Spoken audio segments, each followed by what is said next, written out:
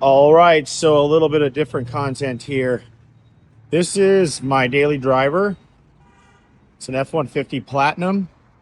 Why am I taking this video? I'm here at the pump and I have a yellow nozzle in here. Why?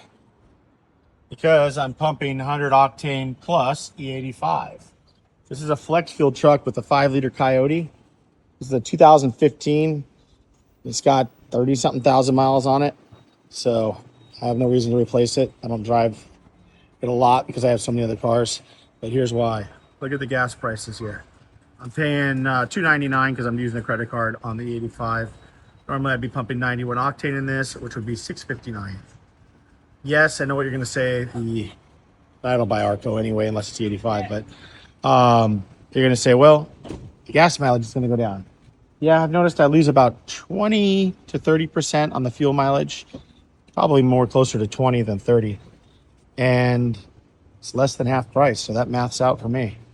All right, well, do you guys use E85? I'm going to probably start building a lot more hot rods using E85. And this is a flex fuel vehicle, so I can have half a tank of regular in here with a half a tank of 85.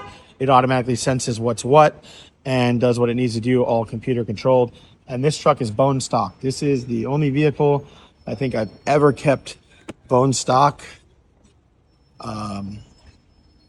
Just because it works so well and I don't want to screw it up. Yes, it's tempting to put a blower on the Coyote and make some serious power, but this truck works perfect. And it's still under factory premium care Ford warranty. So I just spend too much time wrenching on other people's stuff. So this makes it easy.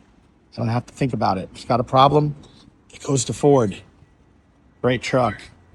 And you can't get the F-150 Platinums anymore with the Coyote. They don't make them.